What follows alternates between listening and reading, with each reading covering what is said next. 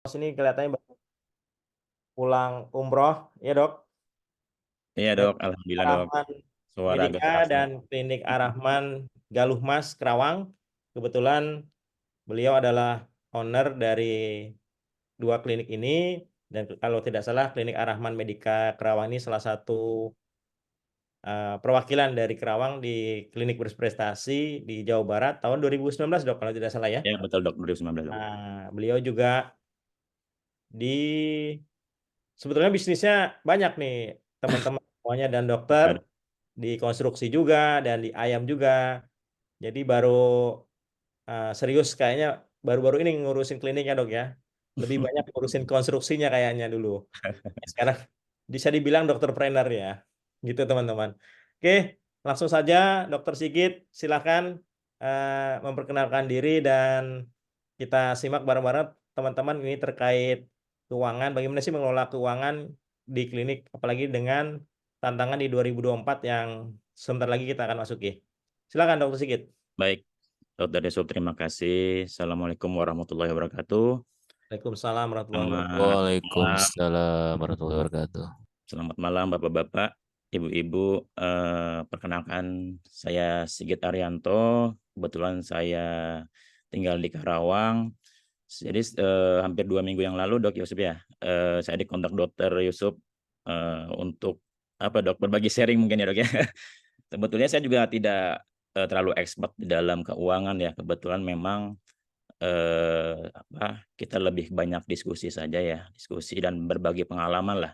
Apa yang saya sudah alami selama 10 tahun semenjak saya setelah lulus kuliah, kemudian karena berbagai macam permasalahan-permasalahan di klinik atau di usaha lain. Nah, saya izin untuk share screen. Mohon maaf kalau suara saya agak serak. Nanti kalau misalkan tidak kedengaran tolong instruksi ya, Dok. Siap, siap dok. Lanjut dok. Aman dok. Izin share screen dulu, Dok, sebentar. Kalau mau teman-teman langsung tanya, boleh di kolom chat aja dok. Teman-teman ya, dokter-dokter dan teman-teman sejawat sekalian. Silakan dok. Oke, Dok, sebentar, Dok. Sudah kelihatan, Dok? Aman dok, aman. Oke, Dok. Baik. Bisa dimulai, Dok, ya? Silakan dok, silakan. Baik, Bapak Ibu, ini adalah klinik kami yang berdiri tahun 2014, tepatnya tanggal 2 Januari, hampir 10 tahun ya, nanti untuk tanggal 2 ini. Saya akan mencoba berbagi pengalaman dalam masalah keuangan yang apa yang saya tahu ya dok ini ya Bapak Ibu. Yang pertama adalah judulnya raih keuntungan maksimal dengan pengelolaan keuangan klinik yang baik.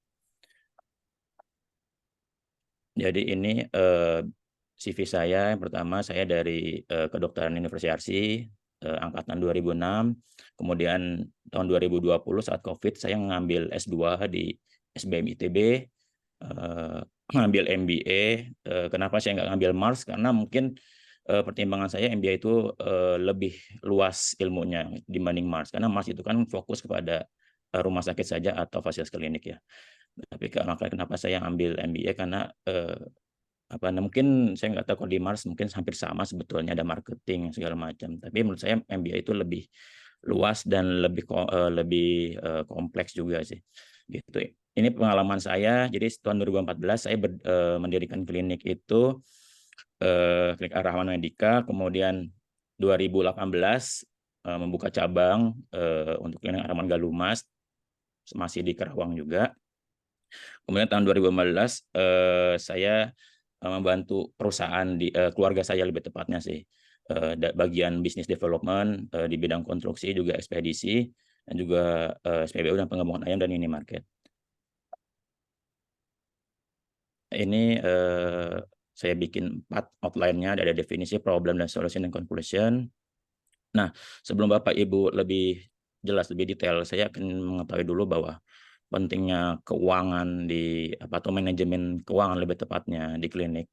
Kita harus lebih tahu dulu definisinya keuangan itu apa. Ini ada beberapa yang saya kumpulkan dari beberapa ahli, 3 ahli, bahwa keuangan itu adalah, yang pertama dari Tuan Inga, adalah ilmu dan seni dalam mengelola uang yang mempengaruhi kehidupan setiap organisasi.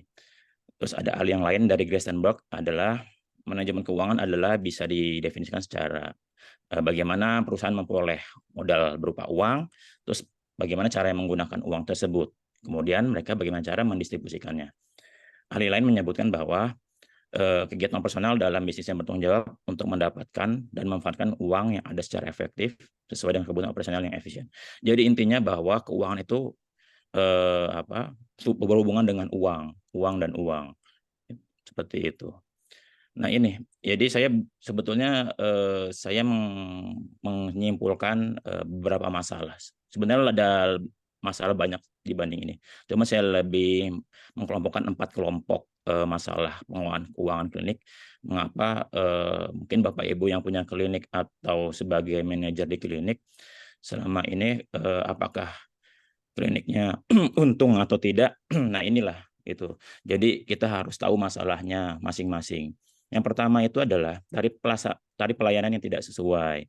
Jadi banyak ketika klinik itu membuat tarif, misalkan seperti obat ya, obatnya harganya sekian, kemudian jasa dokter atau administrasinya sekian. Nah itu tanpa perhitungan. Nah biasanya mereka mungkin segini kali tarifnya.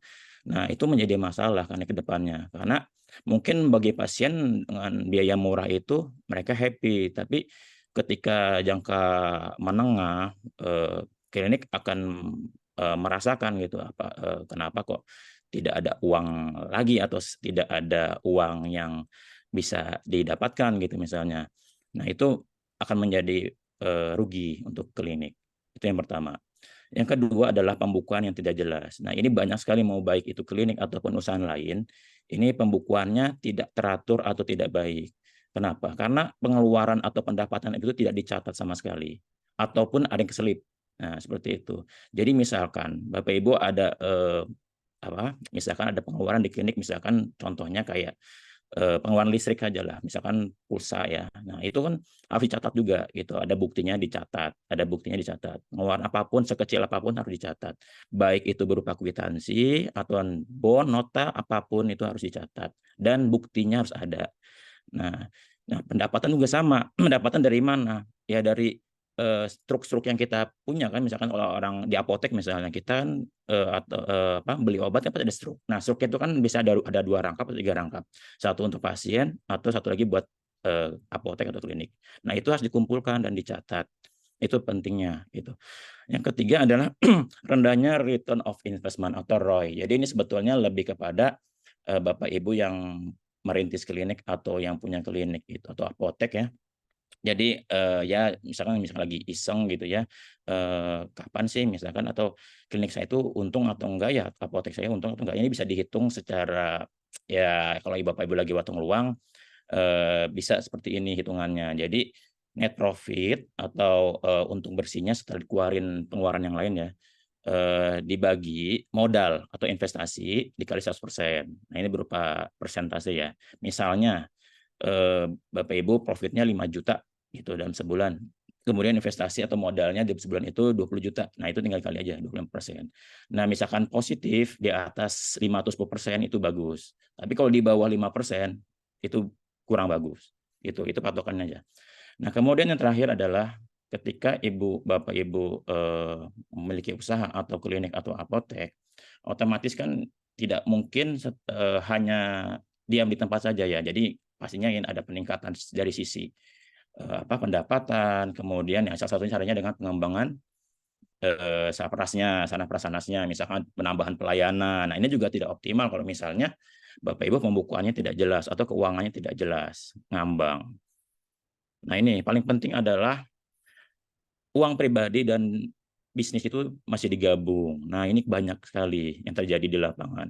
Ini harus dipisahkan. Pengalaman saya, jangan sampai ini digabung. Misalnya, uang klinik itu, biasanya Bapak Ibu kan juga klinik itu atau apotek, dia berbentuk PT ya, atau yayasan, itu kan istilah CV, yang ini pokoknya badan hukum lah istilahnya ya. Nah, itu harus dibikinkan rekening. Gitu. Jadi rekening yayasan, rekening PT, atau CV-nya. Nah, itu jadi kalau misalnya ada pendapatan atau pengeluaran yang melalui rekening itu, jangan sampai nanti digabung dengan rekening pribadi, misalnya gitu. Jadi rekening pribadi ya rekening pribadi, rekening bisnis usaha ya rekening usaha. Jadi perputaran operasionalnya, kemudian profitnya dari rekening itu. Nanti itu efeknya jangka panjangnya itu akan nanti dampaknya akan di laporan pajak nantinya gitu. Jadi sekali lagi saya tekankan bahwa harus dipisahkan rekening itu gitu. Yang untuk usaha dan pribadi. Karena kan sekarang zaman sekarang kalau melihat gambar di sebelah kanan itu bahwa kita memang sekarang itu udah eranya jemput bola, bukan eranya diam saja gitu nunggu pasien datang gitu, enggak. Jadi makanya kita harus pertama adalah ya kalau misalkan keuangannya baik, otomatis kan pelayanan juga baik gitu kan. Misalnya gaji dokter tidak telat, karyawan tidak telat, operasional bagus, itu dampaknya pasti ke pelayanan. Jadi pertama kali kan pasti pasien, pelayanan pasien. Karena itu kompetisi sekarang itu udah klinik udah menjamur di mana-mana. Jadi kalau kitanya tidak mengelola keuangan tidak baik, ya tidak yang pilihan dari Bapak Ibu mau survive atau transformasi atau die, misalnya gitu aja. Gitu. Jadi balik lagi ke Bapak Ibu gitu. Nah, ini saya buat alur pengelolaan keuangan ya. Jadi seperti proses jatuhnya ya. Jadi pertama itu kalau Bapak Ibu bagaimana sih maksud saya pertanyaannya misalkan yang menanya bagaimana cara prosesnya supaya rapih gitu ya keuangannya. Ini. Jadi pertama itu Bapak Ibu sederhana dulu saja, catat pengeluaran dan pendapatan seperharinya. Gitu. Itu dulu saja. Nanti setelah itu nanti kan sudah dicatat oleh karyawannya, mungkin oleh adminnya dan juga mungkin bagian bendaharanya. Nanti setiap bulannya juga akan dikolekkan ya, dikumpulkan. Nanti situ dibikin pembukuannya per bulannya. Nanti setelah per bulannya dibuatlah setahun. Nanti jadilah laporan keuangan ini. Nah, proses yang pertama itu pembukaannya harus jelas. Tadi saya bilang udah pendapatan dan pengeluaran harus dicatat tiap hari. Nah, kemudian setelah itu setiap bulannya dicek oleh orang yang berbeda. Ini menurut saya ya, harus orang yang berbeda. Misalkan untuk pendapatan dan pengeluaran itu kan biasanya oleh admin di depan ya, di depan bagian pelayanan tuh. Itu kan dicatat misalkan. Nah, nanti Bapak Ibu kan nanti saya jelaskan nanti tentunya berikutnya. Jadi misalkan ada yang masih merintis, misalkan pakai buku manual gitu, buku kas manual atau pakai by system gitu. Itu bisa dua-duanya. Nanti setelah pembukaan itu dibuat, per bulannya dicek oleh bagian pihak lain atau kalau saya sebutnya akuntan atau ya terserah mungkin mau orang kepercayaannya Bapak Ibu misalkan. Nah, itu dicek lagi kerjaan mereka gitu. Harus orang yang berbeda. Gitu kita harus cek and recheck. Nah, setelah setiap bulannya dibuat nanti per 3 bulan dievaluasi. Itu cek lagi pembukuannya yang sudah dibuat oleh akunting. Nah, kemudian setelah jalan setahun itu pembukaan itu kan dibuat menjadi laporan keuangan. Nah, laporan keuangan ini kan tentunya nanti ada untuk pembayaran pajak gitu, untuk laporan pajak tahunan ujungnya. Pasti Bapak Ibu juga kan udah berbadan usaha pasti lapor pajak. Yang pribadi aja pasti lapor pajak. Nah, itu efeknya pasti ke sana gitu. Ini prosesnya. Nah, ini adalah saya buat 3 poin utama untuk transformasi keuangan klinik ya. Dari mulai mana. Jadi saya bikin 3, pertama di sistemnya dulu yang dirubah sistemnya, kemudian cost-nya, biayanya dan juga SDM-nya. Yang pertama kalau sistemnya sistem itu manfaatnya pertama adalah ya nanti tentunya pasti pendapatan pengeluarannya bisa tercatat dengan rapi ya. Dan juga mengurangi potensi-potensi kecurangan dari SDM misalnya. Nah, itu sering terjadi gitu. Di usaha manapun mau perusahaan besar TBK atau Go Public pun sebesar perusahaan-perusahaan yang beromset triliunan pun itu pasti banyak masih potensi kecurangan tuh pasti ada. Apalagi yang pembukuannya kurang baik istilahnya seperti itu. Makanya kita sistemnya tuh harus dibuat baik dulu gitu. Jadi kalau Bapak Ibu yang misalkan klinik atau apotek yang masih merintis, saran saya atau belum punya budget untuk membeli sistem, misalkan sistem aplikasi kayak IRM plus ada laporan pengeluaran pendapatannya, bisa pakai manual buku kas dulu. Nanti saya kasih contohnya di sini. Nah, kalau misalkan sudah kliniknya atau apoteknya sudah settle atau sudah baik, bisa mengeluarkan budget untuk membeli sistem aplikasi IRM sekaligus ada yang sudah ada laporan arus kasnya gitu. Nah, yang ketiga adalah karena saya bikin tambah sistem digital antara CCTV dan pembayaran cashless. Ini penting sekali juga. Kalau bapak ibu ada budget ya, saya sarankan memang harus beli CCTV dan cashless, khususnya terutama yang di bagian kasir gitu. Karena kenapa? Karena saya juga punya pengalaman bahwa memang waktu itu ada karyawan, tapi bukan mengambil uang klinik. Dia sebagai admin, kalau nggak salah, dia mengambil uang dompet di temennya. Nah, artinya kan dari jejak digital gitu kan kita gampang istilahnya membuktikannya. Kalau kita kan kalau menuduh tanpa bukti kan kita juga tidak bisa karena suuzon kan. Makanya ini bukti penting bahwa CCTV itu juga sangat membantu ya. Maksudnya kalau ada CCTV mau karyawan atau pasien pun mereka akan hati-hati istilahnya seperti itu. Hati-hati ya karena apa namanya mereka kan sedang direkam ya gitu. Jadi itu juga membantu pasien juga tidak apa ya gampang emosi juga kalau ada CCTV segala macam juga itu membantu salah satunya sih kalau di keuangan ya. Nah yang kedua ada pembayaran cashless. Nah ini kan sekarang udah banyak juga kayak QRIS, GoPay segala macam itu kalau perlu ada ya sekarang gitu. Karena pembayaran cashless itu penting banget. Jadi Bapak Ibu juga bisa lihat langsung ke rekening apa uang udah masuk atau belum. Jadi mengurangi cash lah. Kalau membanyakan cash juga kan potensi rawan juga. Perlu cash tapi jangan terlalu banyak kalau saya sih gitu. Karena QRIS pun orang masih banyak bisa mengakali. Ada pernah saya lihat itu di Instagram atau di TikTok ya. Jadi ada usaha apa ya bakery kalau nggak salah itu karyawannya itu jadi usahanya itu udah pakai QRIS. Tapi QRIS-nya itu si karyawannya mengakali dia pakai rekening pribadinya dia. Jadi dia bikin sendiri sampai seniat itu dia. Nah makanya itu apa ya udah semacam digital pun masih bisa aja kecolongan gitu. Apalagi yang pembukaannya tidak jelas gitu. Nah, yang kedua adalah cost biaya. Yang tadi saya sampaikan bahwa penentuan harga tarif. Bapak Ibu masih bingung, terus gimana dong caranya supaya tarif saya itu sepadan, misalkan bisa menutupi apa namanya profesional seperti gaji segala macam. Ya cost itu sebenarnya ada kita bisa lihat ada dua variabel kalau di keuangan itu ada namanya variabel cost dan fixed cost. Kalau variabel itu biaya yang tidak tetap, kalau fixed cost itu biaya tetap. Jadi misalnya biaya tetap itu kan kayak misalkan gaji karyawan itu kan udah pasti tuh gaji karyawan terus listrik segala macam. Kalau variable cost itu kan macam-macam, tiba-tiba ada beli ATK atau servis AC segala macam, nah itu variable cost. Nah Bapak Ibu tentukan dulu pengeluaran dulu nih HPP-nya atau COGS-nya. Jadi misalkan Bapak Ibu beli obat di apa distributor gitu harga modal berapa, ya udah Bapak Ibu tinggal tambahin aja berapa persen untuk profitnya gitu, misalkan 20% atau 5%. Nah nanti terus kemudian masuk admin juga, administrasi untuk berobat juga sama. Nah apa namanya ditentukan juga misalkan jasa dokter berapa sih yang pasaran situ, hitung dulu modalnya berapa, terus biaya listrik ya kira-kira aja nanti dibagi sebulan berapa. Nah itu dari situ dasarnya. Dan kedua adalah survei juga lingkungan klinik yang dari Bapak Ibu. Kalau saya dulu waktu merintis, kebetulan saya dokter, saya sebelum merintis klinik itu saya jaga di klinik-klinik yang lain.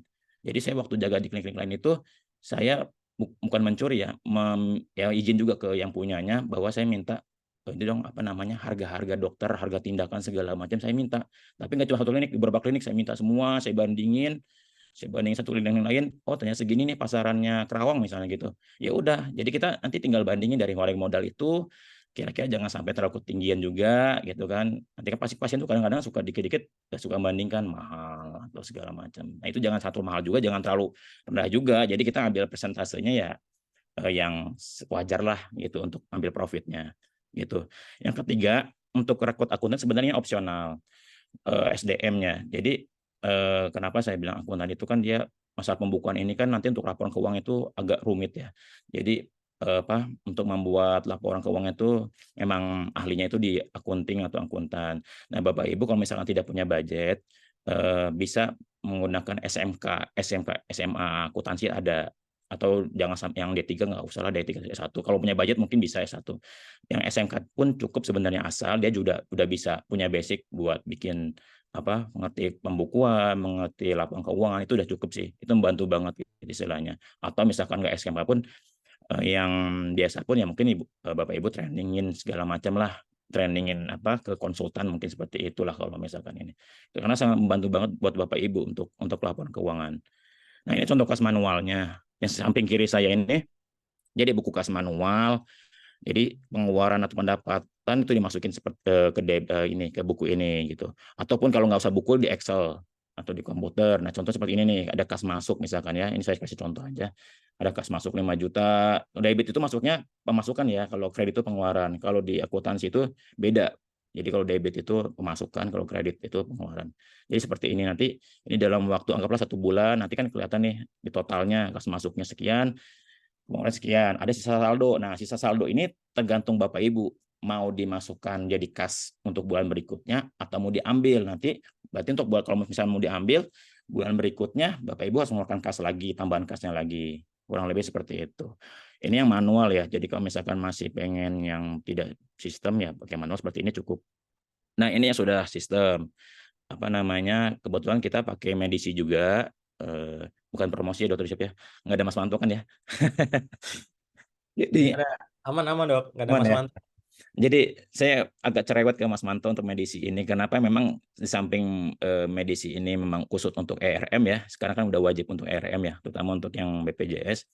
Saya agak cerewet ke Mas Manto. Kenapa? Untuk modifikasi pengeluarannya, arus kas dan laporan keuangannya gitu. Makanya kemarin saya selalu sering banyak banget untuk memodifikasi medisinya Mas Manto gitu dok, dengan menyesuaikan. Tapi Bapak Ibu masih banyak sih masukan karena setiap sistem itu setiap klinik atau apotek berbeda-beda ya. Jadi nggak setiap semua sama. Saya dulu sebelum memakai medis ini saya banding-bandingkan dulu mana yang kira-kira cocok dengan klinik saya gitu. Jadi nggak semuanya bisa cocok gitu. Nah, ini contohnya yang sebagai sistem ya. Jadi ini adalah laporan harian. Jadi kita udah nggak pusing misalkan jadi Bapak Ibu tinggal setiap hari itu. Kalau saya sih biasanya ini dilaporkan ke WA tiap harinya. Setiap mau closing di WA. Jadi pendapatnya sekian sekian. Jadi anak-anak sudah lapor tiap harinya. Jadi ini ada laporan yang sudah otomatis muncul mau pendapatan atau pengeluaran udah ada semua. Dan kita bisa lihat juga paginya siapa yang jaga, siangnya siapa yang jaga. Jadi misalnya ada yang tidak di-input, kita bisa ngecek siapa yang jaga pagi, siapa yang lagi siang. Itu fungsinya. Gitu. Jadi, nah ini contoh laporan bulanan ya. Setelah tadi harian, kemudian dikumpulkan dalam satu laporan bulanan, hasilnya seperti ini. Jadi semua dikolek, dikumpulkan jadi seperti ini. Jadi Bapak Ibu praktis gitu. Jadi tinggal ya tiap bulan udah gampang gitu ya. Pendapatan berapa, pengeluaran berapa gitu istilahnya. Nah, ini yang tadi saya bilang contoh-contohnya. Ini saya kasih contohnya di sini. Ini saya bikin ada 2 di sini, 1 yang menyorot di sini untuk CCTV, yang satu lagi sini. Ini untuk area ini bisa memutar untuk area bisa melihat pasien atau ke kasir gitu. Ini bebas sih Bapak Ibu mau pakai atau tidak. Tapi kalau saya sangat membantu sekali sih gitu. Kemudian ini salah satu cara untuk cashless ya, pembayaran cashless gitu. Nah, ini adalah contoh daripada contoh laporan keuangan yang setiap tahun Bapak Ibu laporkan. Nah, ini ada sebelah kiri ada neraca, ini draftnya ya.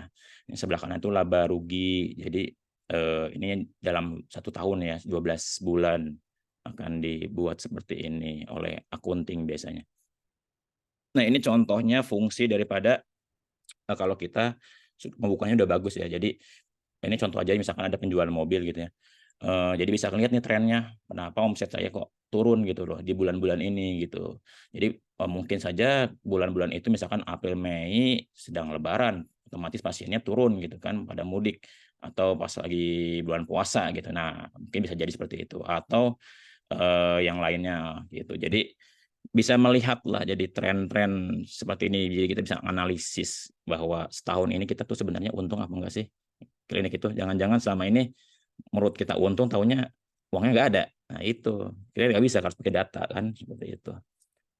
Nah ini ada satu contoh lagi, misalkan net profit margin ya. Jadi pengen tahu nih margin kita sebenarnya bagus apa enggak, atau laba bersih ya itu. Ini saya ambil contoh sebelah kiri, misalkan PT Rumah Sakit Siloam nih. Jadi Siloam ini kan sama si Hermina ini kan sudah go public ya. Jadi laporan keuangannya udah bisa dibuka transparan mereka. Ini saya contoh ngambil 2018-2021. Nah kita lihat ini kalau hitungan net profit marginnya seperti ini. Jadi laba bersih yang sudah dikurangin pajak segala macam ini dalam setahun ya, dibagi penjualan atau omset dikali 100%. Nah ini contohnya si Siloam aja 2018 itu dia 0,44%. Terus 2019 minus 4%, 2020 bagus, 2021 juga makin bagus. Nah, yang bagus itu seperti apa? Yang bagus itu adalah NPM-nya baik kalau lebih dari 5%. Itu bagus, berarti margin, oh berarti kita memang untung gitu usaha kita. Nah, sedang kalau misalkan yang kayak 2018-2019 ini kan rugi 0,4%, minus 4%. Bayangkan Bapak Ibu, penjualannya 5 triliun, lalu bersih cuma 26 miliar. Nah, ini kalau memang kalau di dunia usaha itu kita ambil untungnya itu nggak besar, pasti di bawah 10% marginnya. Kebanyakan memang kita jangan pengaruh dari omset ya. Omset tinggi itu belum tentu untung gitu loh. Jadi kalau misalkan omsetnya tinggi tapi itu ternyata kalau pengeluarannya lebih tinggi juga ya sama aja gitu. Jadi kita patokannya adalah margin, bukan omset gitu ya. Jadi makanya kalau iseng-iseng Bapak Ibu setiap tahunnya ya dicek aja ininya gitu, apakah untung atau rugi itu klinik atau usaha atau apotek yang lainnya. Ini seperti contohnya kayak misalkan di Hermina ini bagus dia di atas 5%, stabil, hampir stabil 2015-2017-nya. Gitu. Nah, ini ada simpulan dari saya. Yang pertama adalah manajemen keuangan itu baik bagi kebersihan klinik, kemudian jika strategi yang tepat dalam manajemen keuangan, otomatis klinik dapat mengoptimalkan pengeluaran, meningkatkan pendapatan, kemudian memastikan kesediaan dana untuk investasi jangka panjang. Kemudian manajemen keuangan juga yang baik juga dapat membantu klinik dalam perencanaan strategis bisnis jangka panjang, kemudian meminimalkan risiko keuangan yang tadi banyak kecurangan-kecurangan ya, dan juga meningkatkan kepercayaan diri pada pemangku kepentingan. Sebetulnya pengeluaran itu ada dapur perusahaannya kita. Jadi anggaplah kalau di rumah kan dapur, kalau misalkan ngebul atau bagus makanan enak, otomatis di rumah itu kan juga enak, bisa seperti itulah. Jadi intinya jantungnya itu ada di laporan keuangan atau di keuangan itu sendiri gitu. Nah, ini ada kunci keberhasilan klinik atau usaha yang lainnya itu sebenarnya di cash flow. Jadi misalkan ada pemasukannya atau pendapatannya lebih besar daripada pengeluarannya, otomatis cash flow-nya positif atau kita dapat untung atau margin. Tapi kalau sebaliknya pengeluarannya lebih besar, di mana pendapatannya otomatis negatif, kita rugi. Nah, yang benar itu seperti apa? Ya balance. Jadi pendapatannya bagus, pengeluaran juga efisien, efektif. Jangan sampai kebanyakan SDM juga atau kebanyakan pengeluaran-pengeluaran yang lainnya yang tidak efektif. Nah, itu harus benar-benar kita bagaimana cara membuat manajemen yang baik dan yang efektif dan efisien gitu. Nah ini mungkin ini cuma intermezzo aja ya. Jadi kebersihan yang lainnya adalah mungkin kayak pendapatan itu kan sebagai anugerah ya. Ibarat kalau sehari-hari kita makan, terus kemudian kita kenyang. Nah setelah kenyang ini kan otomatis kan, maaf kalau misalkan kita buang pup gitu ya. Nah itu juga harus dikeluarkan. Jangan sampai ditahan terus gitu. Nanti membuat sakit perut kan. Nah itu juga sama. Jadi bisnis atau usaha itu sebetulnya sama seperti itu halnya kita harus ada pengeluaran juga harus dikeluarkan. Nah itu caranya dengan apa? Sedekah. Nah sedekah atau CSR dari klinik, atau misalkan Bapak Ibu yang kliniknya sudah 10 tahun sudah settle ya, yang SDM-nya sudah membantu Bapak Ibu selama ini ya, mungkin kasih reward misalkan umroh atau segala macam, mungkin misalnya kalau ada budget lebih seperti itulah, otomatis kita juga ada menghargai lah. Mungkin itu saja Dr. Yusuf. Terima kasih, mohon maaf kalau ada salah kata. Mungkin selanjutnya bisa diskusi ya, lebih ke diskusi aja mungkin Dr. Yusuf ya. Iya, terima kasih. Wah, mantap Dokter Sigit. Terima kasih. Relate banget dengan pengalamannya, dengan ya yang kita alami juga di klinik keluarga. Tapi memang ya pertama ya memang yang perlu digarisbawahi mungkin yang pentingnya laporan keuangan Dok ya. Laporan Betul, kita Dok. perlu di klinik keluarga nggak punya laporan keuangan sampai kita dikejar-kejar orang pajak juga karena memang nggak dapat surat cinta dari orang pajak ya, karena nggak punya laporan keuangan jadi terus rendah. Dari situlah kita mulai sadar, mulai belajar, mulai mendalami bisnis secara secara ya memang betul-betul harus kita belajar ya untuk semuanya.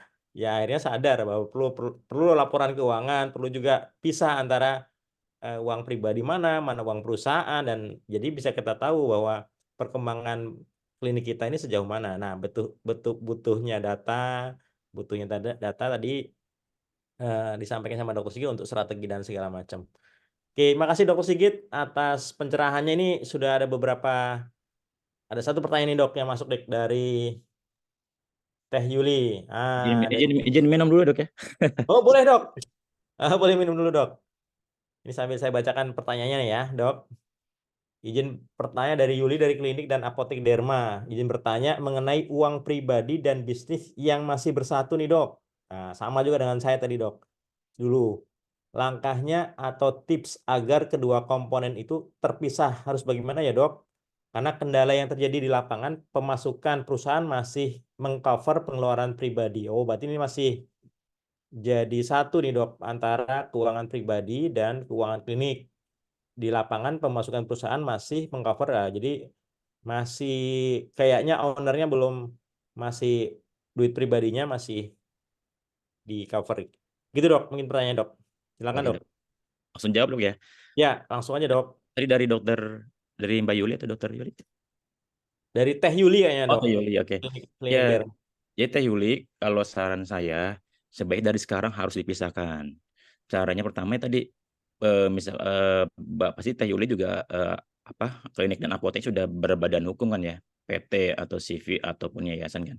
Itu sudah punya rekening. Kalau sudah punya rekening, ya sudah bikin dulu gitu, bikin rekening kliniknya atau apoteknya.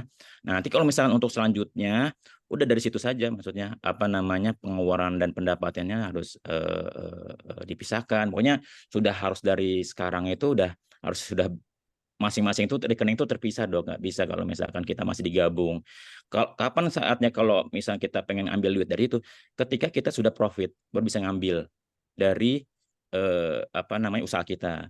Misalnya kita setiap bulannya sudah dihitung nih laba ruginya ya. Kan laba rugi gampang kan, tinggal pendapatan dikurangi pengeluaran itu aja kan udah ada keuntungan gitu kan.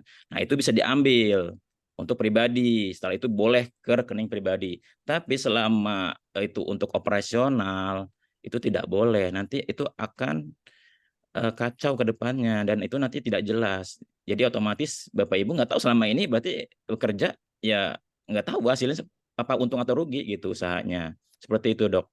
Jadi saran saya dari sekarang harus dirubah konsepnya.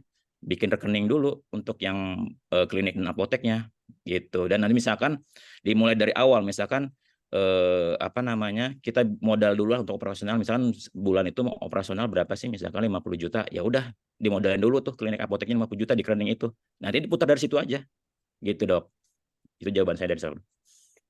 Berarti memang ya bisa dibilang ownernya harus nahan dulu dok ya. Kalau punya keinginan ya Betul, harus betul. ditahan dulu. Jadi memang modal dulu dok ya, modal dulu. Kalau toh mungkin teman-teman sebagai dokter atau bisa dibilang kalau bisa digaji dari perusahaan bisa juga kan dok ya. Jadi Betul, salah satu itu opsi juga dok. Misalkan kalau pengen ya ownernya sebagai direktur, boleh nanti disisihkan untuk sebagai gaji direktur, tapi jangan tinggi-tinggi ya. Misalkan harus sesuai dengan pendapatan juga kan. Nanti taunya pendapatannya cuma 50 juta, gajinya 30 juta. Waduh, operasionalnya susah. Jadi sesuaikan juga, misalkan berapa persen untuk gajinya. Bisa dikatakan disisihkan untuk gaji, untuk direktur atau untuk ownernya. Karena kenapa? Efek jangka panjangnya, mohon maaf dok kalau misalkan di sini ada orang pajak, tapi saya harus sampaikan karena untuk berbagi pengalaman ya. Kalau misalkan nanti digabung juga efek ke belakangnya itu pasti ketahuan dengan orang pajak. Kenapa? Karena nanti akan amit-amit ya, akan di pemeriksaan itu nanti di rekening pribadi pun akan dilihat gitu sama pajak itu. Jadi makanya kalau untuk perusahaan ya udah untuk perusahaan aja rekeningnya. Jadi yang hanya dilihat cuma perusahaan, bukan pribadinya. Kalau dicampur nanti uang pribadi kan macam-macam. Kadang nggak dari klinik ya dok ya. Misalkan dari saudara atau dari orang tua segala macam uang. Nah itu nanti dicek sama pajak. Nanti wah ini pemasukan dari mana? Itu juga dipermasalahkan. Makanya itu efek jangka panjangnya menurut saya. Jadi dari sekarang harus dipisahkan. Gitu dok. oke, cukup ya. Teh Yuli, ada tambahan lain mungkin Teh Yuli? Ini Dokter Maulana udah nggak sabar nih dok, udah raise hand. Boleh dok, silakan Dokter Maulana dari Klinik Amin. Kalau mau open cam sama open mic juga boleh dok, silakan. Assalamualaikum warahmatullahi wabarakatuh. Waalaikumsalam warahmatullahi wabarakatuh. Perkenalkan nama saya Maulana dari Sukabumi.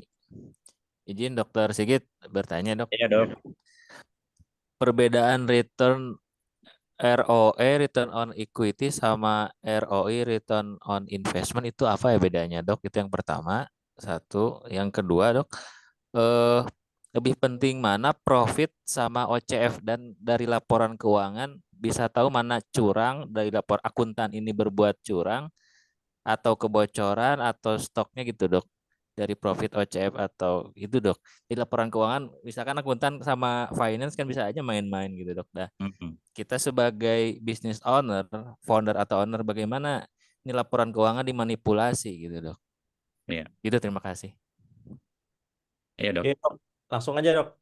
Ya, kalau tadi untuk istilah itu sebetulnya kita nggak usah terlalu dalam dok. Misalkan apa perubahan apa sebagai kita owner, business owner atau sebagai pelaku usaha tidak usah terlalu ini ya, karena juga kita kan bukan bidangnya langsung ini ya apa di akuntansi segala macam.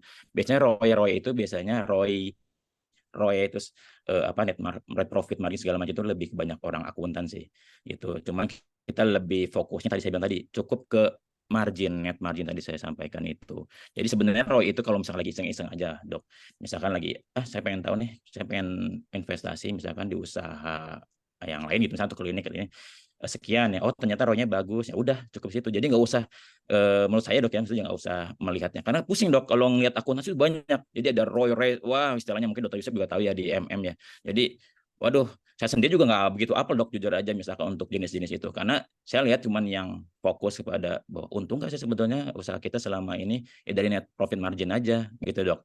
Kalau ROI tadi kan untuk apa kita ingin tahu bahwa investasi kita itu bagus atau tidak dok ya. Jadi tadi perhitungannya tadi itu kan dari mulai apa laba dibagi penjual kali 100%. Jadi kalau misalnya di atas 10% itu bagus atau 5% itu bagus. Gitu aja sih dok. Jadi paling banyak sih biasanya itu ini dok payback period mungkin ya. Biasa orang kalau menyebutkan kan balik modal tuh BEP ya, tapi sebenarnya bukan BEP, kurang tepat. BEP itu sebenarnya istilahnya itu apa namanya titik impas. Jadi misalnya Bapak Ibu beli 10.000, nah jualnya juga 10.000, nah itu titik impas, BP itu jadinya namanya, bukan balik modal yang berapa tahun. Nah itu jatuhnya namanya payback period gitu. Misalkan tadi saya sampaikan kalau misalkan kita investasi klinik atau apotek 2 miliar, balik modalnya misalkan 5 tahun, nah itu payback period. Jadi istilah itu sebenarnya kita nggak terlalu dalam sih dok, menurut saya sih. Jadi lebih yang ini aja lah, yang lebih apa namanya, yang lebih nyambung ke ini itu urusannya akuntansi lah. Kita nggak perlu ini banget istilahnya detail sampai seitunya dok gitu. Nah untuk kedua untuk tadi laporan keuangan dok ya, bagaimana kita supaya tidak dimanipulasi ya. Betul ya pertanyaannya dok ya. Betul, Dok. Bagaimana kita tahu nih bahwa orang kasir main nih sama orang akunting? Benar, memang kan kita nggak tahu nih, Dok. Tahunya Ya, gimana nih orang orang kasir sama kadang-kadang dia manipulasi laporan keuangannya atau dari pendapatannya atau dari pengeluarannya. Gimana, Dok? baik. Nah pertama adalah kita kan udah misalkan udah by system ya, tadi kan udah by system apa namanya sudah terlihat ya bulannya berapa. Nah si accounting itu jadi kan ada prosesnya. Jadi misalkan si bawah itu yang admin sudah lapor ke accounting. Nah accounting ini setiap bulan tuh harus lapor ke owner sebetulnya atau top manajemen atau direktur. Itu dulu aja, jangan langsung setahun. Jadi setiap bulan, setiap sebulan atau sampai 3 bulan itu kita si accounting harus tetap laporan. Jadi setiap laporan bulan ini benar nggak, kita setelah misalkan dicek sama accounting ternyata tidak ada masalah, ya owner juga harus turun tangan. Kalau saya sih justru harus turun tangan, nggak bisa kita lepas tangan mau ngasih. Misalkan kita sudah kepercayaan kepada manajer atau ke direktur, tetap si ini tuh pun apa si owner tuh harus turun tangan gitu, maksudnya untuk melihat, cukup melihat daripada laporan itu. Nah, misalkan apa dari laporan-laporan itu nanti bakal ketahuan kok secara secara apa ya learning by doing mungkin ya. Nanti setiap jalan itu pasti kelihatan akan ada yang mengganjal misalkan untuk apa yang ada pelaku kecurangan gitu. Makanya kenapa saya bilang harus check and recheck. Harus dengan berbeda yang orang yang berbeda gitu misalnya. Nah, itu fungsinya di situ, Dok. Tapi untuk saya tidak bisa menjamin kalau 100% bisa tidak terjadi kecurangan ya, itu pasti masih bisa juga dok gitu loh. Saya bilang tadi kan sampaikan kalau perusahaan besar pun yang sudah sistemnya bagus, akuntingnya bagus, ya mau dia S3 atau sampai profesor pun itu masih ada kalau memang pelakunya ada niat ya mau bagaimanapun masih bisa kecurangan. Tapi saya percaya kalau saya sih kalau saya pribadi dok ya untuk pengalaman ya. Kalau saya percaya sama Allah karena Tuhan ya Allah. Jadi Allah akan menunjukkan itu dok. mau di apapun dikolek sama akuntingnya pinter segala macam, kalau Allah nunjukin misalkan bulan ini ada kecurangan gitu, nanti 3 bulan ditunjukin dok gitu, ada aja pokoknya, dari mulai ada yang mengadu misalkan karyawan kita sendiri atau kita sendiri yang nggak apa namanya yang tiba-tiba melihat sendiri. Nah seperti itu dok, jadi nggak usah khawatir sih menurut saya dok, yang penting prosesnya jalanin dulu. Jadi untuk urusan nanti apa namanya ketika pembukaannya bagus dulu lah intinya gitu dok. Kalau urusan nanti ada kecurangan itu pasti ada kelihatan. Pasti kelihatan dok. Itu pengalaman saya. Gitu dok. Mudah-mudahan bisa kejawab dengan pertanyaan dokter. Terima kasih Dokter Sigit. Dokter Maulana udah puas? Sudah terpuaskan? Puaskan banget. Oke, makasih Dokter Maulana. Mungkin tambahan sedikit ya dok. Tadi mungkin ya yang tadi sampaikan monitoring kali dok ya. Intinya Iya dok, monitoring betul. terhadap timnya dan sistemnya apakah memang sudah sesuai dengan sistem enggak. Sambil berjalan sambil kita belajar juga tadi kata Betul. dok. Kita bisa 100% dok, betul. Kalau tidak ada kecurangan itu tidak bisa 100%. Pasti akan ada, tapi ya kita nanti sambil berjalan lah. Pasti akan ketahuan gitu dok. Sambil melatih feeling kita kali dok ya. Nanti sambil kita ya tadilah percaya sama yang di atas. Ya, Kalau kita baik pasti kita akan ditunjukkan, ditolong nanti kan. Oh ini kayaknya tim kita ini ada sedikit iya fraud dok. segala Itu macam. pengalaman seperti itu dok, betul. Karena memang nggak bisa 100% kita Nggak menjamin bisa bahwa dok, nggak bisa dok. semua Mau orang sistem baik bakal pun jujur belum segala tentu macam ya bisa. dok. Betul dok. Kalau udah niat bagaimana dok? Bagaimanapun bisa Dan ada kesempatan ya. Biasanya Iya. kalau sudah jam terbangnya lama segala macam dia tahu celah-celahnya mana yang nggak bisa dikontrol sama owner nih gitu ya. Yang tadi saya sampaikan itu dok, yang viral itu dok. QRIS pun itu bisa dimanipulasi sama Nah, kan? betul. Itu udah sistem loh. Kan apalagi yang tidak sistem gitu. Jadi makanya ya kita yang penting udah proses udah jalanin ya kita, nah itulah pendekatan ke SDM juga sih yang penting ya dok. Yes. Karena kuncinya tetap SDM juga dok ya, Iya, ujung-ujungnya. Ya. betul. Oke dok, ini ada pertanyaan lagi nih dok dari Teh Indah Permata. Izin tanya dok, laporan apa saja yang harus owner tahu? Apa ini dok? Nah, mungkin ini tim akuntingnya kali dok nih dok. Pertanyaannya berarti untuk owner berarti ya? Ya untuk owner dok, dia mungkin Oh tim iya. akunting ikut ini. Kira-kira apa sih perlu owner Bentar. tahu laporan akunting ini apa saja yang perlu owner Ya, tahu yang perlu diketahui gitu saya dok? izin sharing tadi ya dok ya, Ya, oke. yang contoh.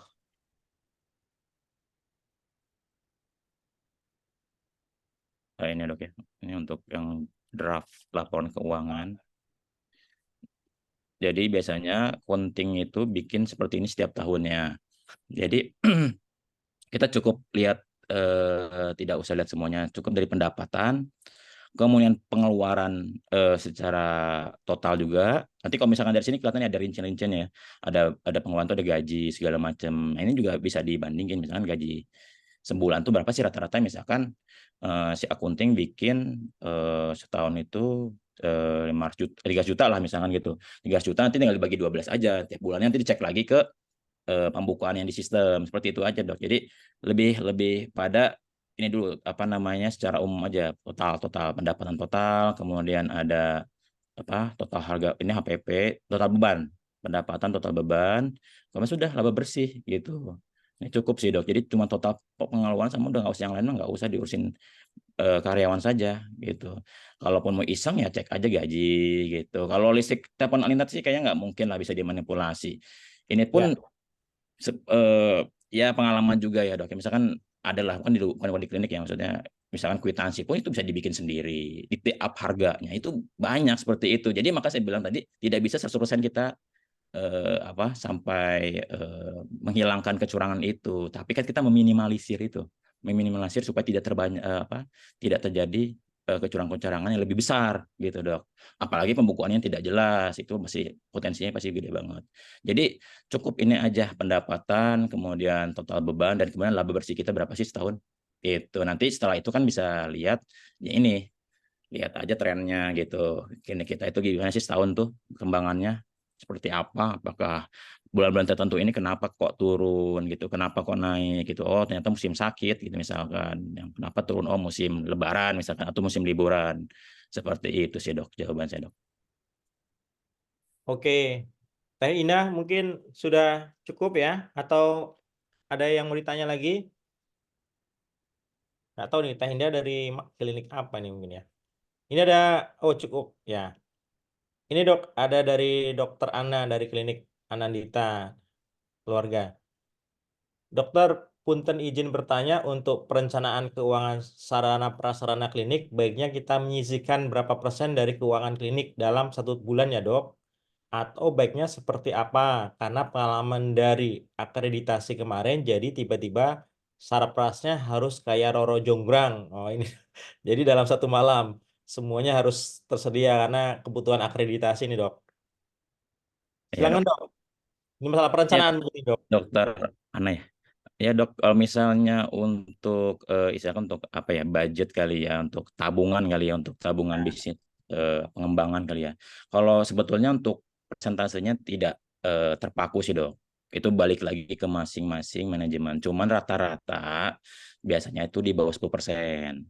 Nah, kayak misalnya akreditasi kemarin sebetulnya kan juga sudah lama ya digembor-gemborkan, tiba-tiba ada keputusan BPJS harus semua akreditasi, wah langsung itu seperti apa itu dok? Semua tabungan udah diambil, dikeluarin semua lah nih dok ya. Ya Iya seperti itu. dok, betul dok. Tapi idealnya memang di bawah 10% itu ada saving lah. Saving, kita ada dana darurat, maupun itu pengembangan maupun apa namanya renovasi yang kayak misalkan maintenance juga, itu sebaiknya di bawah 10% lah rata-ratanya lah, untuk saving dari apa omset bersih, tapi dok ya bukan omset kotor ya. Omset bersih diambilnya, misalkan bersihnya 10 juta, yang 10%-nya 1 juta, itu aja dok disimpan gitu. Jadi itu jawaban saya sih dok. Mungkin ada dari perencanaan dok ya, dari mungkin saya tambahkan sedikit dok. Mungkin dari Boleh dok. laporan Enggak. keuangan, dari laporan keuangan itu kan kelihatan nih budget pengadaan atau pembangunan, mungkin ada apa namanya perbaikan, entah itu bangunan, pengadaan sarana prasarana, mungkin dihitung per tahunnya berapa, nanti bisa kita anggarkan gitu dok, dibagi dari berapa persen sih kira-kira dalam setahun itu baru dibagi 12 gitu dok ya. Bisa juga dok seperti itu. Ya tentatif sih dok sebetulnya masing-masing kan, karena kan setiap klinik atau apotek itu kan berbeda-beda juga ya omsetnya segala macam. Kita nggak bisa cari patokan yang pasti juga sih dok. Sesuai kebutuhan sebetulnya. Cuman memang Betul. bagusnya savingnya harus ada saving sih gitu. Sudah ada Yes. dana urgent buat yang tidak terduga lah, dana seperti Ya, itu. ya, ya. Jadi memang kuncinya di laporan keuangan itu, dari laporan keuangan itu kita bisa tahu menganalisa untuk setahun terakhir ke depan seperti apa dok ya. Betul, Jadi dok. Forecast ke depan betul. ya, ya. Itu dokter Ana mungkin ini ada pertanyaan lagi dok. Ini kayaknya sudah mulai mau go public nih dok. Dok izin bertanya dari Teh Niluh. Apakah tanda kesiapan internal suatu klinik bisa ada investor yang join selain branding yang bagus? Nah ini kayaknya udah mau Berat dok ya. investor ini Jawabannya agak udah berat nih dok. Kayaknya ada investor ya. kelasnya kelas. Iya, Ada iya, dok, dok. kira-kira dok. Oh, berarti intinya lebih kepada ini dok, apa investasi ke apa investor lah gitu dok ya, untuk Ya, menanamkan ya. saham atau modalnya. Yang paling penting itu ya kita harus kenal dulu orangnya. Itu kita kepercayaan dulu paling penting. Jadi mau branding apapun kalau kita nggak kenal orangnya segala macam, kita nggak tahu nanti tiba-tiba kemana.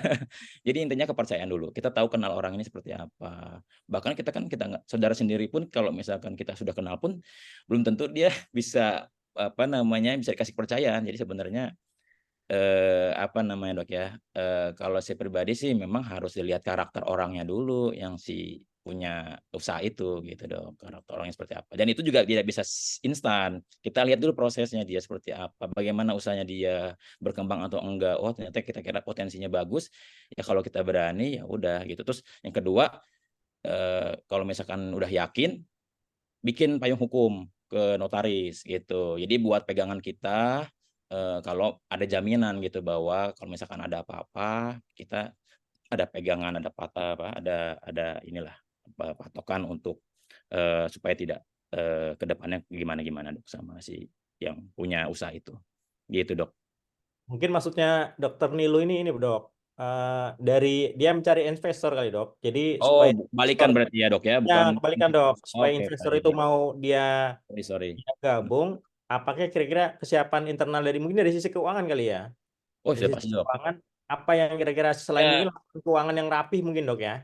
Kira-kira ya. apa Oh kira-kira? ya, yang pasti kan kalau keuangan udah pasti dok ya, karena itu gambaran dapurnya si perusahaan ya. Kalau udah perusahaan rapih, kalau Bapak Ibu sudah kira-kira yakin dengan usahanya, baru udah pede istilahnya gitu ya.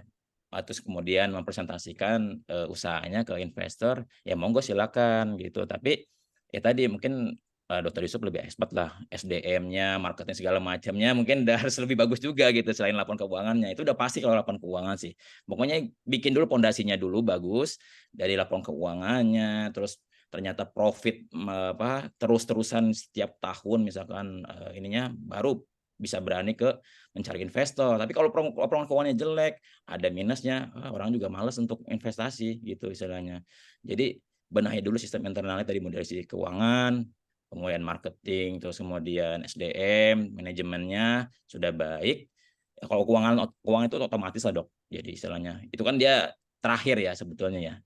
Dia apa namanya, dari hasil dari proses daripada SDM, marketing segala macam itu baru keuangan tuh terakhir. Itu hasilnya gitu istilahnya. Ya itu otomatis dok. Jadi semua sisi sih menurut saya sih. Jadi nggak cuma keuangan doang. Kalau keuangan tuh nilai akhirnya lah gitu. Otomatis itu sih. Jadi nanti investor juga otomatis juga pasti minat lah. Seperti itu dok. Ya, gitu ya, Dokter Nilo. Mungkin ada pertanyaan lain mungkin dok? Oke, ini ada dari Dokter Chris nih dok, dari Klinik Cagak kalau tidak salah. Izin bertanya dokter, kalau balance keuangan kita negatif, banyak liability untuk pemenuhan akreditasi dan perbaikan sarana prasarana yang di luar rencana, bagaimana keluar dari zona tersebut dan apa strateginya dok? Nah ini kayaknya ada sedikit permasalahan keuangan nih dok. Jadi karena Kemen akreditasi dan perombakan apa namanya tata graha dok ya, mungkin jadinya agak kacau nih keuangannya dok. Gimana dok strateginya? Kalau untuk akreditasi ini kan sebetulnya apa ya dok ya, istilahnya mungkin seperti ada ketiban sial kali dok, bukan sial juga dok kali ya. Semua itu dana tuh dikeluarkan gitu dok ya. Mau Karena nggak mau suka nggak suka kan mau memang harus harus harus begitu kan harus dok? gitu dok ya. Nah sebetulnya kan ini hanya situasional gitu dok. Jadi ini situasional. Jadi misalkan ketika sekarang bulan ini misalkan aduh negatif nih gara pengeluaran banyak, ya nggak masalah sebetulnya, karena ini kan keperluan mutu juga ya untuk pelayanan kita, sembari kita juga apa namanya, membenahi semua proses SOP kemudian pelayanan kita untuk klinik gitu loh. Ya, Nih ya, selama ya, negatifnya masih untuk proses pelayanan, it's okay sih menurut saya dok. ya. Kecuali untuk pribadi ya, uangnya dipakai buat pribadi, keperluan yang lain, nah itu oke, nggak baik. Tapi kalau untuk selama masih untuk kepentingan klinik, untuk pelayanan, dan pas bulan itu negatif karena pengeluarannya banyak, nggak masalah. Nanti untuk bulan berikutnya pasti positif lagi kok, seperti bulan berikutnya. Mungkin mudah-mudahan setelah akreditasi makin meningkat, karena kan pelayanan makin baik. Gitu Yes. dok. Berarti memang balik lagi ya dok ya, pelayanannya pun harus ditingkatkan juga dok ya. Jadi Iya, supaya betul. Jadi cuma ya buat apa formalitas saja dok ya. ya Jangan sampai. ini kebanyakan ini dok. Ya ini berdasarkan pengalaman juga nih dok. Iya dok. Owner-owner ini karena memang eh, jadi tertinggi di suatu klinik sehingga tidak ada kontrol dok. Ya ini seperti saya juga. Jadi kalau kita Betul. punya keinginan, contoh lah masalah pembangunan pembangunan klinik atau pengembangan apa segala macam, tidak ada yang kontrol. Jadi begitu main hajar aja tanpa analisa, tanpa data, tanpa apa namanya visibility study segala macam. Nah, setelah dibangun ternyata, waduh, kok budgetnya ancur-ancuran nih sampai ini pengalaman dok, Betul, bayar betul. apa namanya untuk pembangunan segala macam nggak ada, sedangkan operasional pun terus berjalan sehingga yang kena ya pembayaran karyawan nggak bisa, operasional nggak bisa segala macam. Nah ini gimana nih dok, cara pengalaman dokter lah mungkin ya di klinik ataupun di bidang lain, bagaimana mengatasi supaya kedepannya nggak terulang lagi kalau kontrol terhadap seperti yang tadi dokter sampaikan ya dok ya, sehingga karena tidak ada kontrol sehingga main apalagi tidak punya akunting ya dok ya, kalau udah ada akunting mungkin ada sedikit kontrol dok ya, nah kalau nggak ada akunting gimana dok, mungkin sharing dok. Ya tadi saya dok, kalau misalkan tidak ada kuntinya minimal ya mengerti apa, hitung-hitungan lu dok lah. Ngomong SMA. Sekarang akunting pun ada SMK kok dok, jadi nggak harus S1, D3. Jadi cari SMK pun nggak masalah. Nanti tinggal misalnya kita kursusin segala macam. Jadi tergantung budget lagi sih dok. Jadi sesuai dengan kebutuhan budgetnya klinik atau apotek masing-masing sih dok. Tetap kalau saran saya sih memang harus ada orang yang lebih ahli gitu dok. Jadi jangan sampai nanti tidak ada akunting, kemudian orang lain yang bukan bidangnya, yang malah yang ada sama aja, jadi cuma lewat-lewat aja gitu dok. Gitu. Jadi yang sebenarnya untuk menyangkut tadi masalah dokter itu ya tadi setiap bulannya memang harus sisihkan gitu dok. Yang tadi dokter Ana bilang, nah, itu penting sekali dok, di setiap bulan itu harus disisihkan untuk biaya maintenance. Nanti kan maintenance itu kan punya misalkan di bawah 10% gitu. Disimpan dalam setahun, 2 tahun nanti kan kumpul. Nanti kalau misalkan sudah kumpul kan mungkin masih bisa buat ya tadi untuk perbaikan atau pengembangan yang lainnya gitu. Tabungan itu bisa buat maintenance, bisa buat pengembangan gitu, Dok. Nah, sebenarnya sama Dok, kalau pengalaman saya juga Dok ya, seperti pengembangan gini Dok ya, termasuk mengakreditasi sekalian pengembangan juga. Saya suka bentrok sama akunting saya gitu Dok. Akunting saya itu pengen hemat gitu dok. Sedangkan saya pengen punya ide ini. Jadi, aduh saya pengen bikin ide ini terhambat sama si ini uang yang belum ada nih masih banyak. Apalagi kalau misalkan dari asuransi itu banyak yang belum dibayar gitu dok. Jadi banyak juga dok. Kayak misalkan asuransi swasta ya, misalkan kalau BPJS kan lancar dok ya alhamdulillah. Tapi kalau asuransi swasta itu bisa 3 bulan dok bayarnya, 4 bulan. Nah itu saya juga punya trik dok. Jadi misalnya misalkan sudah jatuh tempo 1 bulan belum dibayar 3 bulan, saya bikin surat minta stop layanan dulu. Ya mau nggak mau dok, kalau nggak itu cash flow saya bisa amburadul gitu dok. Jadi hancur ya dok? Iya dok, jadi ya udah saya bikin surat, baru tuh minggu depan cair, baru kita buka lagi layanan. Kalau nggak gitu kalau nggak di sekak gitu dok, aduh mungkin sampai 6 bulan belum dibayar kali dok. Itu kan ngaruh banget. Jadi kita juga harus punya trik-trik seperti itulah. Jadi untuk agar cash flow kita lancar. Yang tadi salah satunya pengembangan bisnis ya tadi kita juga sebenarnya kita harus lihat situasional juga sih dok. Jadi kalau misalkan untuk pengembangan sapras itu kan sebenarnya kita juga bisa bikin RAB dok. Jadi misalkan dokter kan mau bikin misalkan pengembangan poli yang lain gitu ya. Ya udah dokter konsultasi dulu sama pihak kontraktor. Saya mau bikin ini, saya punya budget sekian, misalkan 1 juta harus beres. Ya terserah dia mau seperti apa, tapi harus ada ini ya. Oh udah, sign ke kontraktornya gitu dok. Jadi jangan langsung bikin poli gigi atau bikin poli anak atau yang lain misalnya kontraktor terus di loss sama kontraktornya, kita lama-lama over budget. Jadi kita duluan yang bikin budget untuk itu gitu ke kontraktornya. Pas saya cuma punya sekian, tabungan saya sekian, bikin poli ini, pokoknya ada ini jadi beres. Udah gitu dok. Jadi baik lagi ke balik tabungan kita lagi dok ya. Jadi harus sesuaikan, jangan sampai loss gitu dok. Pengen bagus, loss tamu-tamunya lebih dari tabungan, malah tadinya gaji nggak bisa dibayar dok. Nah itu dia, ini operasionalnya agak terganggu dok ya, Iya, karena ngelost tanpa ada kontrol ya. Jadi kuncinya lagi ke kontrol kita sendiri dok ya, berarti ya dok ya. Iya dok. Sebenarnya kan bikin sapras itu kan ada RAB dok, bisa bikin rancangan anggaran biaya ke kontraktor. Misalkan udah RAB udah bikin dari kontraktor, oke misalkan harganya udah cocok, oke kita ACC, akunting udah oke, bagian keuangan oke, ya udah jalanin. Tapi kalau misalkan nggak ada RAB terus langsung dibikinin sama mandor tukang ya bikin ini nambah kecil-kecil lama-lama banyak, ya itu loss dok. Jadi baik lagi ya punya berapa budgetnya, ya udah diserahkan ke kontraktor, udah oke semua baru jalan gitu dok. Lebih aman seperti itu sih. Mungkin ini menjawab pertanyaan yang kedua dari Dr. Kris nih dok. Budgeting sarpras itu ada limitnya kah dok? Kembali lagi ke masing-masing. Lagi tadi ke masing-masing dan perencanaan mungkin dok ya. Tadi yang sebut AB tadi perencanaan. Yang tadi disampaikan juga sama Dr. Sigit bahwa dari data laporan keuangan itu kita bisa tahu berapa kira-kira dalam setahun ini, contohlah setahun budgetnya berapa untuk sarana prasarana, kemudian kita bagi 12 mungkin. Nah dari situ kita sisihkan untuk budgeting dok ya.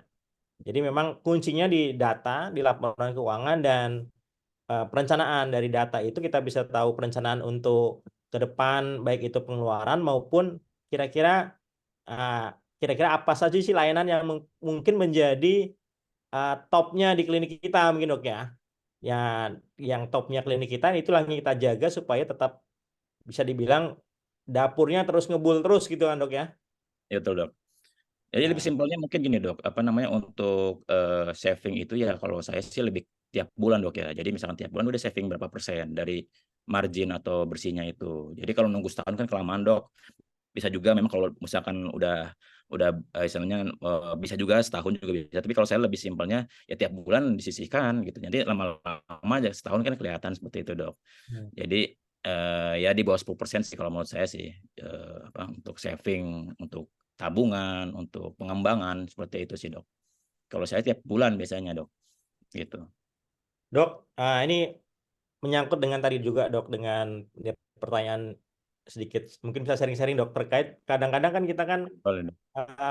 layanan ini kan banyak dok di klinik, entah itu ada hitan, ada apalagi dokter di kawasan industri, ada asuransi segala macam.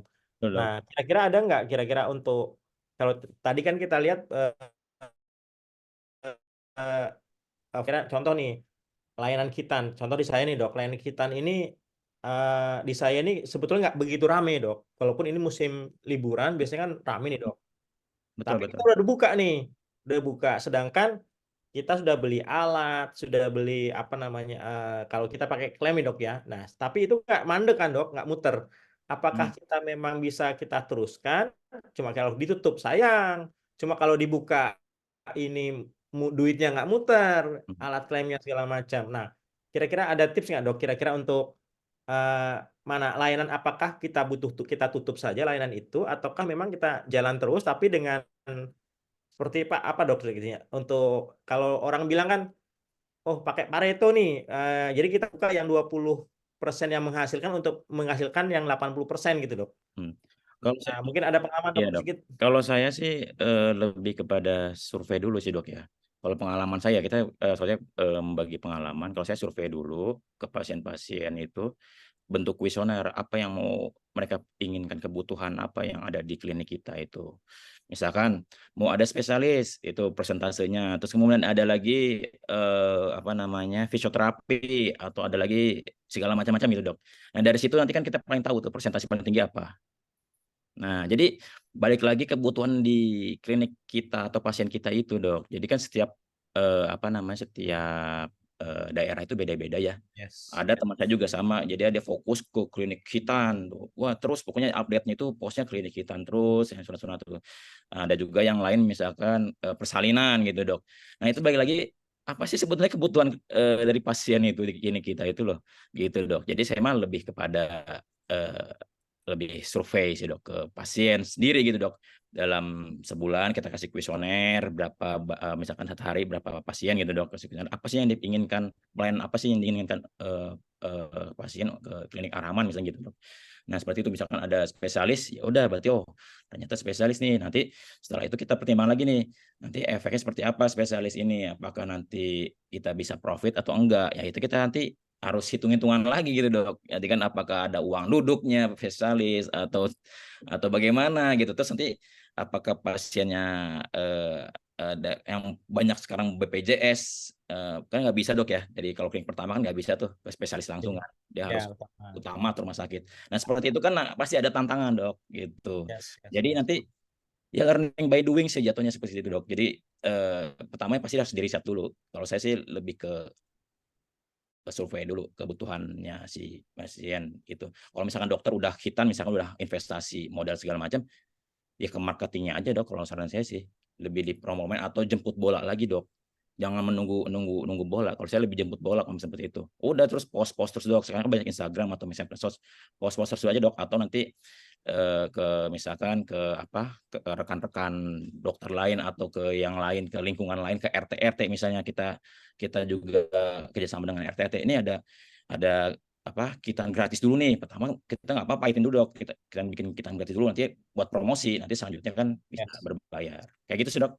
Dari saya Ya, dok. berarti kalau mau buka layanan baru kita harus cari dulu keinginan dan marketnya Ya, gimana nih, ya kan dok? betul. Kalaupun sudah buka ya kita genjot marketingnya supaya Ya, tetap jalan, misalnya betul, jangan betul, dok. sampai lain. Pernah nggak ada kejadian dok kira-kira yang sudah dibuka di klinik Ar-Rahman ditutup gara-gara memang nggak sesuai dengan forecasting gitu dok, dengan perkiraan segala macam Eh, paling selama ini? kalau paling kitan ya dok ya. Kalau kita memang nggak fokus gitu kitan sih dok. Karena kita memang dokternya juga kan dokter senior dok ya kalau untuk kita Ya. ya untuk tindakannya ya dan sebagai yang praktisionernya kan senior juga dan beliau juga sekaligus suka memang nggak standby di klinik juga dia memang banyakkan di luar juga jadi memang kita nggak fokus di Kitan sih Nah, dok gitu memang ada cuman nggak terlalu fokus banget itu biasanya di Kitan sih dok kalau kita sih dok karena banyak juga sih klinik lain udah banyak yang Kitan juga sih dok gitu ya, karena kalau yang dokter senior saya lebih banyak kan makanya manual dok masih manual bukan kayak counter atau segala macam yang sekarang lebih banyak itu kan jadi mungkin pasien masih masih ya pengennya kan praktis langsung pakai celana gitu loh ya paketan kan kalau manual kan harus beberapa hari dulu seminggu 2 minggu kontrol lagi seperti dok jadi nggak fokus di sana sih memang kita ya. memang fokus di kitan gitu karena memang untuk dokter sendiri nggak banyak juga untuk yang bisa proses kitan sih gitu dok Berarti ya memang kembali ke positioningnya klinik Arahman sendiri ya begitu. betul Oh dok ternyata klinik PPJ saja ya udah fokus ke situ gitu dok ya. ya betul dok betul Mungkin begitu teman-teman. Udah jamnya udah lewat jauh nih kayaknya menarik nih sisi materi keuangan. Walaupun memang pesertanya nggak begitu banyak tetapi kayaknya daging semua nih ilmunya dari Dokter Sigit. Terima kasih Dokter Sigit. Mungkin sama-sama dok kesimpulannya bisa saya sampaikan bahwa pertama adalah pentingnya terkait data keuangan, terkait laporan keuangan untuk baik itu untuk forecasting untuk tahun depan atau 5 tahun ke depan dan untuk analisa juga kita analisa dan kebutuhannya untuk gimana sih terkait bagi itu pengeluaran maupun pendapatan kita. Jangan sampai pendapatan kita boncos gara-gara kita tidak memakai analisa apa namanya yang Dokter Sigit bilang tadi net NPM-nya tadi ya.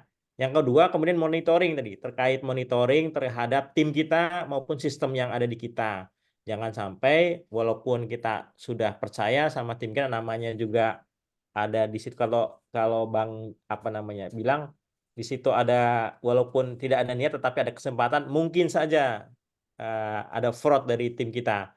Nah, yang ketiga, nah ini pesan penting kayaknya dari value-nya Dokter Sigit. Nah, walaupun tetap harus ada CSR ataupun sedekah yang harus kita keluarkan untuk supaya ya kalau kita sebagai Muslim ya mungkin ada berkahnya, mungkin supaya kita tetap jalan terus harus dikeluarkan. Kalau enggak, kalau menumpuk terus jadi busuk nanti di perut kita. Gitu dok ya? iya betul dok Nah, oke. Terima kasih Dok Sigit. terima kasih Terima kasih sama-sama dok teman-teman Bapak semuanya. Ibu terima kasih semuanya Ilmunya, sharing-sharingnya. Kapan-kapan kita sharing-sharing lagi dengan Dokter Sigit dari Klinik Ar-Rahman. Terima kasih teman-teman atas partisipasinya malam ini. Terima kasih semuanya. Terima kasih. Assalamualaikum warahmatullahi wabarakatuh. Hatur nuhun semuanya.